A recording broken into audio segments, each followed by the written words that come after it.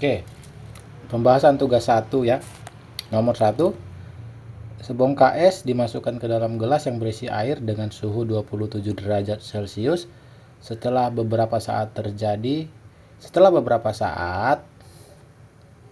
terjadi fenomena munculnya titik-titik air pada permukaan air gelas. Apakah nama fenomena tersebut? Nama titik-titik air pada permukaan luar gelas ini. Nama fenomenanya adalah pengembunan atau kondensasi. Kenapa kita sebut pengembunan? Karena seperti ini ceritanya. Es agar bisa mencair, es secara natural kan in real life gitu akan mencair lama-kelamaan. Kenapa? Karena sebenarnya es itu menyerap kalor sehingga dia mencair menjadi air. Dari siapa kalor yang diserap dia? Dari udara. Berarti bisa kita katakan di sini udara itu melepas kalor karena diserap si es kalornya. Udara yang adalah gas melepas kalor. Ketika ada gas melepas kalor, maka dia akan berubah wujud menjadi air. Jadi, titik-titik air ini sebenarnya adalah udara-udara yang ada di samping si es yang berubah menjadi air. Bisa dikatakan ya, gas menjadi air itu kita sebut fenomena pengembunan atau kondensasi. Nah, lanjut. Nomor 2. Perubahan wujud zat yang melepaskan kalor dan menyerap kalor.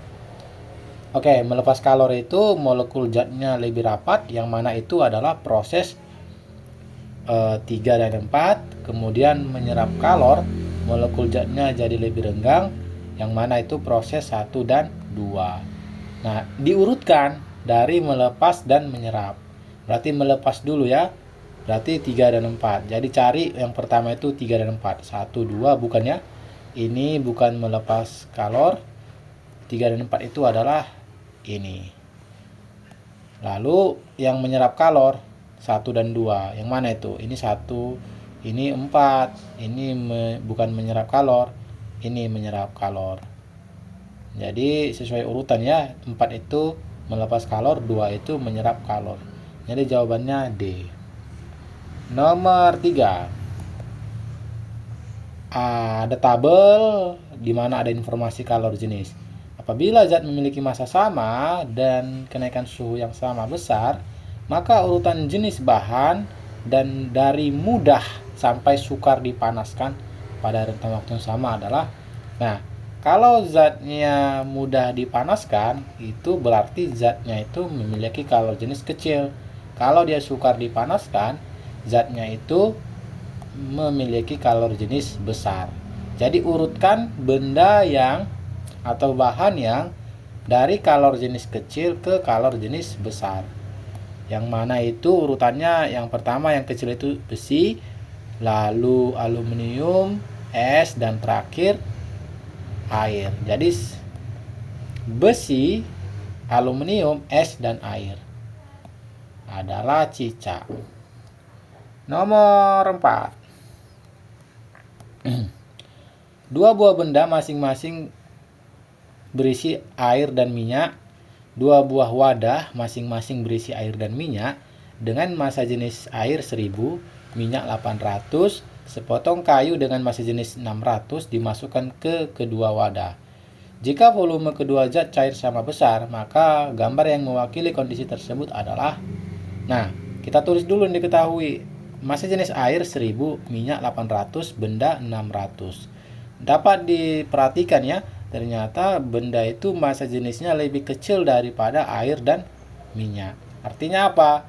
Artinya ketika kita masukkan benda ke dalam minyak dan air, dia akan mengapung. Tapi ada perbedaan selisih ya.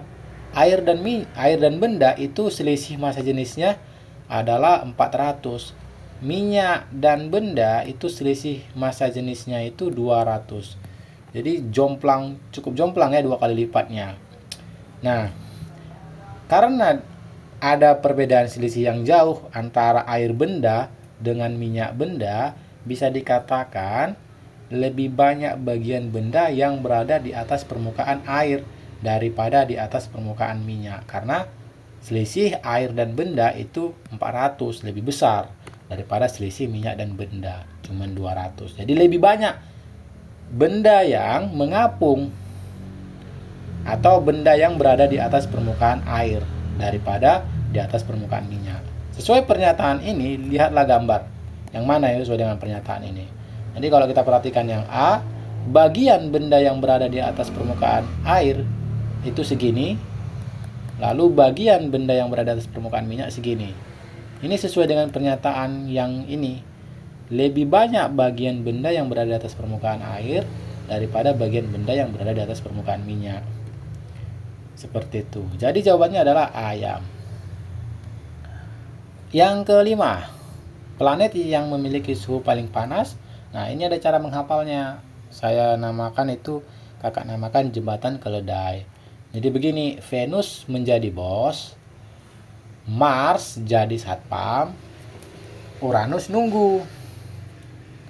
Dimana Venus ya planet paling panas, yang kedua Merkurius, yang ketiga Bumi planet paling panas, yang keempat Mars, yang kelima Jupiter, yang keenam Saturnus, yang ketujuh Uranus, yang kedelapan Neptunus.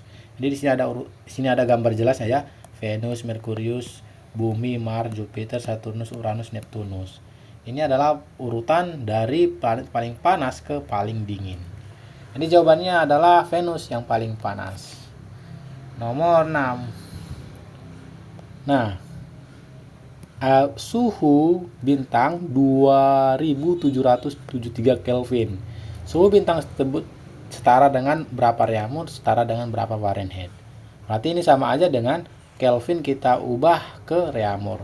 Berarti Kelvin ke reaumur. Yang mana itu adalah ini ya rumusnya.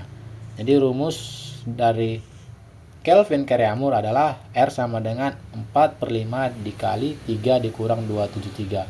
Kelvin tadi 2773, berarti masukkan. Dimana 2773 dikurang 273 adalah 2500. Lalu 2500 dibagi 5 yang adalah 500. Lalu 500 dikali 4 2000 reaumur. Artinya 2773 Kelvin itu sama dengan 2000 reaumur. Sekarang yang B, Kelvin berapa Fahrenheit? Gitu. Kita konversi ya Kelvin ke Fahrenheit. Ini Kelvin diubah ke Fahrenheit ini.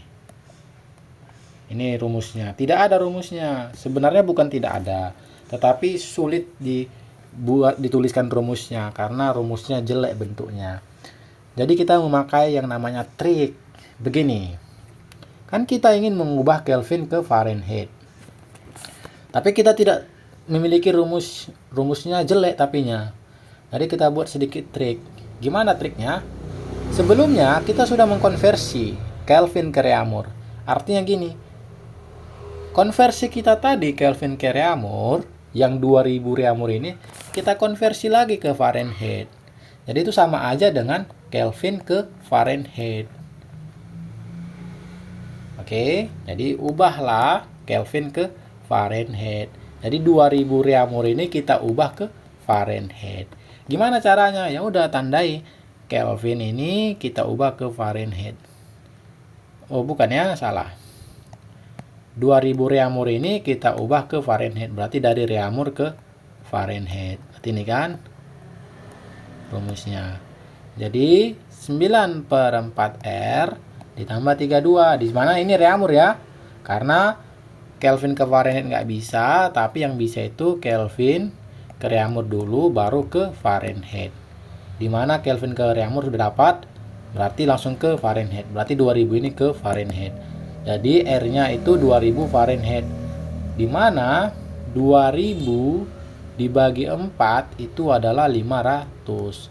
9 dikali 500 ditambah 32. 9 dikali 500 4500 ditambah 32 4532 Fahrenheit. Seperti itu. Jadi jawabannya 4532. Lanjut nomor 7. 2 buah teko pemanas air dengan volume 1 liter digunakan untuk memasak kopi dan teh secara terpisah. Massa jenis kopi 0,25 gram per cm kubik, si teh 0,48 gram per cm kubik. Jika kedua pemanas air tersebut memberikan panas dan perubahan suhu yang sama, maka pernyataan yang benar adalah kalor jenis ya. Nah, sebelum kita menjawab, kita harus tentukan berat atau bukan berat, massanya si kopi dan si teh itu berapa.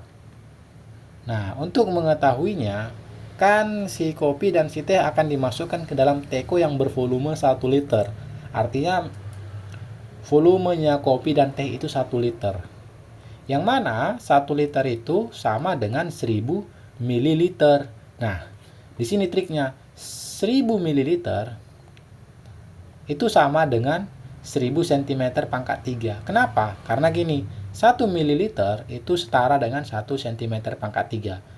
Bisa dikatakan mililiter itu sama aja dengan cm pangkat 3. Itulah kenapa 1000 ml sama aja dengan 1000 cm pangkat 3. Seperti itu.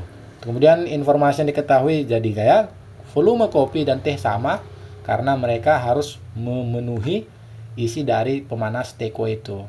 1000 cm pangkat 3. Massa jenis kopi 0,25, si teh 0,48. Pertanyaannya, kenapa harus kita ubah si kopi dan si teh itu volumenya ke cm pangkat 3? Karena massa jenisnya itu berisi volume satuannya cm pangkat 3. Kan ini volume satuan. Ini kan satuan dari volume, yang mana cm pangkat 3. Jadi harus kita seragamkan dengan volume si kopi dan si teh. Lalu kita bisa mencari dari informasi ini massanya si kopi dan si teh. Gimana caranya? Ingat kembali rumus massa jenis. Rumus massa jenis, massa dibagi volume. Di mana kita bisa buat ke dalam segitiga, M-nya di atas, rho V-nya di bawah. Jadi kalau kita ingin mencari rumusnya si massa, tutup si massanya. Apa yang kelihatan? Rho sama V. Siapa pemisah mereka? Garis hijau. Garis hijau adalah garis kali. Jadi rumusnya si massa, rho dikali V. Jadi untuk mencari massa kopi dan volume, massa kopi, massa jenis kopi dikali volume kopi. Jadi 0,25 dikali 1000, 250 gram. Inilah massa kopi. Massa teh, massa jenis teh dikali volume teh, 0,48 dikali 1000, 480 gram. Kenapa gram? Satuan massanya. Karena di sini satuan dari massa jenis itu gram. Gram. Seperti itu ya. Oke. Jadi kalau diperhatikan di sini, ternyata lebih banyak si teh karena massanya 480. Lalu di fakta di soal dikatakan perubahan suhunya sama. Jadi perubahan suhu massa teh yang bermassa 480 dan kopi yang bermassa 250 itu sama. Apa artinya perubahan suhunya sama? Artinya panas akhirnya sama. Jadi setelah dipanaskan, walaupun lebih banyak si teh, tapi sama panas mereka. Gitu. Jadi di sini teh lebih banyak dari kopi, tapi panas akhirnya sama. Nah, ini kan agak sedikit ini ya, sedikit janggal. Bukan sedikit janggal, ini bukan sedikit janggal ya. Ini bisa kita simpulkan sesuatu dari sini. Teh lebih banyak dari kopi, tapi panas akhirnya sama. Gimana kalau tehnya kakak kurangi?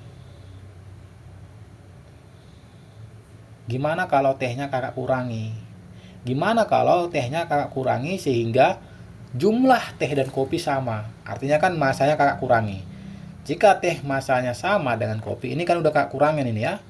Ini pertama-tama lebih banyak si teh daripada si kopi. Kemudian kakak kurangi masanya sehingga jumlahnya sama. Apa yang akan terjadi? Ya tentu teh akan lebih panas dari kopi. Loh kenapa? Ya waktu lebih banyak si teh, panas akhir mereka sama. Kalau kakak kurangi berarti lebih panas dong si teh daripada sebelumnya. Jadi kesimpulannya ya, jika teh masanya sama dengan kopi, maka bisa dikatakan teh akan lebih panas dari kopi. Nah, ini ketika masanya sama ini ya, si teh dan si kopi. Dengan catatan si tehnya udah kita kurangi. Nah, dari sini bisa kita simpulkan sesuatu. Apa? Kalau teh akan lebih panas dari kopi, bisa dikatakan kalor jenis si teh ini akan lebih kecil daripada si kopi. Jadi itulah jawabannya, kalor jenis teh lebih kecil daripada si kopi. Yang mana tuh? Kalor jenis kopi lebih besar dibandingkan kalor jenis teh. Ya benar. Kenapa bisa? Karena kan ini kan kalor jenis teh lebih kecil daripada kopi. Itu sama aja dengan si kopinya lebih besar kalor jenisnya daripada si teh. Oke, nomor 9. Jadi di sini ada gambar logam dicat gelap, logam dicat perak. Di mana suhu logam dicat gelap meningkat cepat, suhu logam dicat perak meningkat lambat. Tentukan logam mana yang memiliki kalor jenis paling kecil dan paling besar. Kalau kalor jenisnya paling kecil, itu artinya dia lebih cepat panas atau lebih mudah panas. Kalau paling besar, kalau jenisnya paling besar berarti dia lebih lambat panas. Berarti logam dicat gelap ini lebih cepat panas, berarti dia kalor jenisnya kecil. Logam dicat perak kalor jenisnya besar karena lebih lambat panas. Seperti itu. Oke, nomor 10. Agus mencoba memindahkan sebuah batu di halaman belakang rumahnya.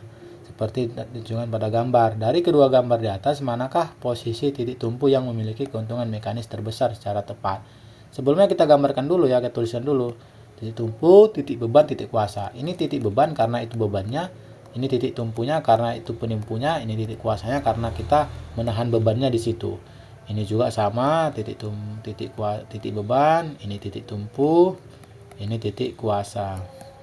Nah, keuntungan mekanis itu besar kalau ada dua kemungkinan yang terjadi. Yang pertama, ketika lengan kuasa besar, artinya jarak titik tumpu ke titik kuasa jauh. Kalau yang kedua, lengan beban kecil, artinya jarak titik tumpu ke titik beban itu dekat. Jadi cari aja kemungkinan dua hal ini, jarak titik tumpu ke titik kuasa jauh atau jarak titik tumpu ke titik beban dekat.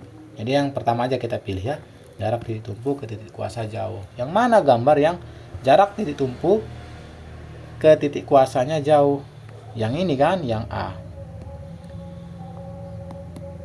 Ini adalah jarak titik tumpu ke titik kuasa yang A, sementara yang B jarak titik tumpu ke titik kuasa itu ini. Jadi bisa dilihat dah, lebih panjang jarak titik tumpu ke titik kuasa yang A, atau bisa dikatakan lebih jauh. Jadi posisi A lebih menguntungkan dari posisi B. Oke, cukup ya, nomor 10 nomor dulu.